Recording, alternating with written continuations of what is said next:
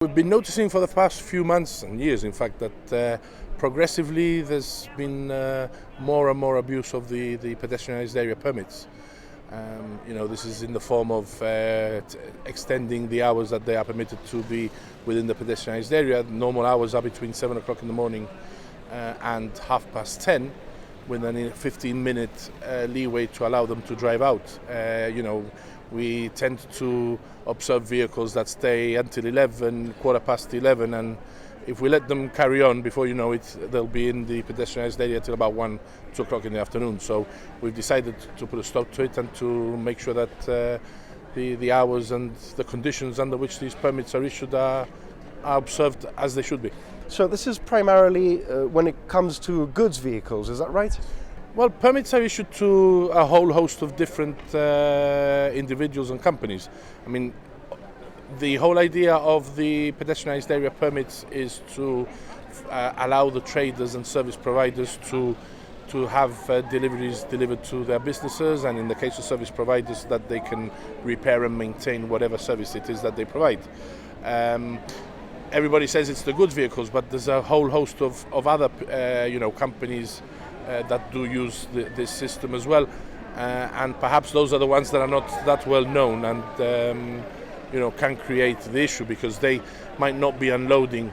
When you see a goods vehicle, usually they are actively loading and unloading, whereas with a service provider, the van's parked wherever it is and they're off doing a job. What we've noticed is that... Case in point right now behind you. Well, exactly, yes, that's one of those permit holders. But, there's no issue as long as people are observing the rules of the permits, and if it's within the scope of their permit, then so be it. I mean, this example behind us is one of those companies that has more of an access because of the kind of job that they carry out, and that's perfectly fine. The problem here is when we mix them with other traffic, where the issues start arising. And like I say, I mean, we've had examples of a company where people have been off having a coffee or having breakfast, and the car's parked in Casement Square. That's not what the permit is there for. Running errands, using the main street as a shortcut from one drop-off point to another. It's the kind of thing which is completely unnecessary, creates a lot of traffic within the pedestrianised area, and generates a dangerous situation.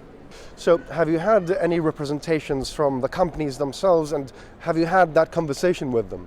No, we've not had the representation. We know that government is aware and concerned that these things might be happening. We've also got the reputation and image to give to tourists. Ordinarily cruise liners do turn up in Gibraltar quite early, like 7 o'clock, 8 o'clock in the morning, and by the time that the companies are actively delivering and providing their services, Main Street is packed solid. So there's no order. The problem with Main Street being pedestrianised is that there's no order to the traffic. You go along Queensway, you got pedestrians are on the pavement, cars are on the road.